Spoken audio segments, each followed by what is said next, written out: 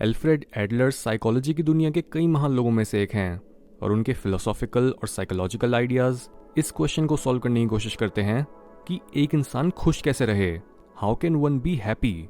हम Sigmund Freud की theory से ऑलरेडी वाकिफ़ हैं, जो बोलते हैं कि पास्ट डिटर्मिन्स द प्रेजेंट। जो आपके साथ पास्ट में हुआ उसके बेसिस पर ही आप प्रेजेंट में एक्ट करोगे। जो भी आपको ट्रॉमा मिले, कहीं बहुत अच्छे या फिर बुरे दिनों को फेस करना पड़ा, या फिर जो भी नेगेटिव या पॉजिटिव एक्सपीरियंसेस आपको आपके चाइल्डहुड में मिले, वो बताता है कि आप अपने प्रेजेंट में कैसे बिहेव करोगे। लेकिन एडलर इस बात से डिसएग्री करते हैं और वो बोलते हैं कि हमारी जिंदगी हमारे पास्ट पर नहीं टिकी होती और हम अपना फ्यूचर अपनी मर्जी से शेप कर सकते हैं गोल्स बनाकर। इनमें से कई गोल्स हम कॉन्शियसली सेट करते हैं और कई गोल्स अनकॉन्शियसली, यानी बिना सोचे।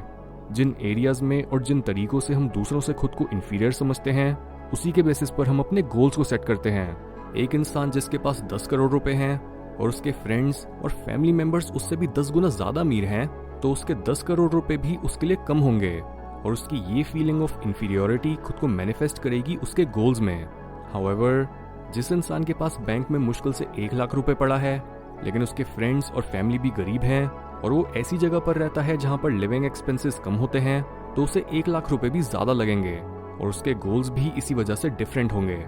Goals are based on our feelings, not the ultimate reality. और किसी ना किसी वे में हम गोल्स बनाकर इंफीरियोरिटी से सुपीरियोरिटी तक पहुंचने की ही कोशिश कर रहे होते हैं। आज की सोसाइटी में सुपीरियोरिटी कॉम्प्लेक्स पर तो काफी बातें होती हैं कि कैसे एक वाइट रेस का इंसान ब्लैक रेस से सुपीरियर नहीं है, आदमी औरत से सुपीरियर नहीं है, या फिर एक रिलीजन दूसरे रिलीजन से सुपीरियर नहीं है। लेकिन सोसाइटी अभी तक इंफीरियोरिटी कॉम्प्लेक्स के नेगेटिव इम्पैक्ट को नहीं समझ पाई है, यानी ये ख्याल कि मैं एक विक्टिम हूँ, मैं हेल्पलेस हूँ और मेरे पास लाइफ में आगे बढ़ने के लिए इनफ अपॉर्चुनिटीज नहीं हैं।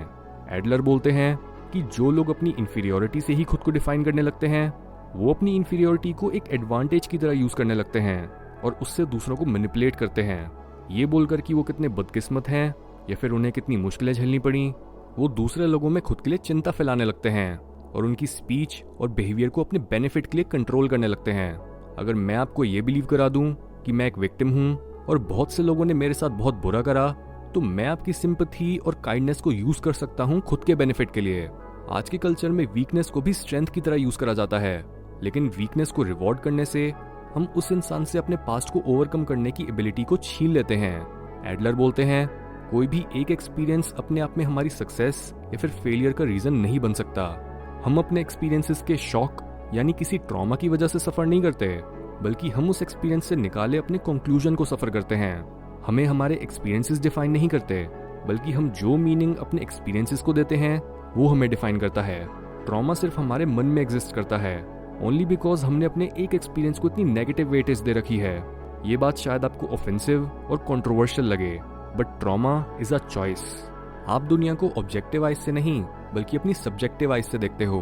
आप अपने हर एक्सपीरियंस को वो मीनिंग दे देते हो जो आपके पर्पस को सूट करता है। अगर आपके गोल्स या फिर आपका पर्पस पॉजिटिव है तो आप अपने हर एक्सपीरियंस को एक पॉजिटिव मीनिंग दोगे, लेकिन अगर आपके गोल्स मीडियोकर, सेल्फिश और ओवरऑल नेगेटिव हैं तो आप अपने हर एक्सपीरियंस को भी नेगेटिव बना दोगे। एडलेरियन साइकोलॉजी बोलती है कि अगर आप दुनिया में होने वाले हर इवेंट को ही कॉज एंड इफेक्ट के बेसिस पर देखोगे तो ऐसे आप अनकॉन्शियसली डिटर्मिनिज्म को क्रिएट करोगे। डिटर्मिनिज्म का मतलब हर नया इवेंट एक पुराने इवेंट पर बेस्ड है और ये फर्क नहीं पड़ता कि आप क्या और कितना कर रहे हो, आप हमेशा ही अपने पास से इन्फ्लुएंस रहोगे। खुद को बदलने और खुद की यूनिक नेचर को नर्चर करने के लिए आपको कॉज के ऊपर से ध्यान हटाना है और इफेक्ट को अपनी मर्जी से डिसाइड करना है। ये मत बोलो कि मुझे गुस्सा आता है, मुझे शक होता है या फिर मैं ऐसा ही हूँ because of a negative past event. इसके बजाय आपको हर पॉजिटिव या फिर नेगेटिव मोमेंट में क्या करना है, आप ये खुद चूज करो। एडलर हमें खुद को ट्रांसफॉर्म करने और यूनिक बनने के लिए 3 टिप्स देते हैं। Number 1, don't be to afraid of change. बदलाव शुरू होता है एक साहसी कदम लेने से, लेकिन ज्यादातर लोग इसलिए ही नहीं ग्रो कर पाते क्योंकि वो डरपोक हैं। आप अपनी कमियों को अपना और सक्सेस को हासिल इसलिए ही नहीं कर पा रहे जस्ट बिकॉज आप डरते हो।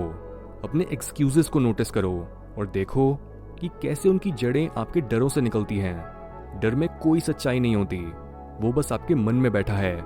इसी वजह से अगर आप अपने डरों को ओवरकम करना चाहते हो तो आपको पहले अपने मन को ओवरकम करना होगा, उससे दूरी बनाकर। Number 2, know that all of your problems are interpersonal problems.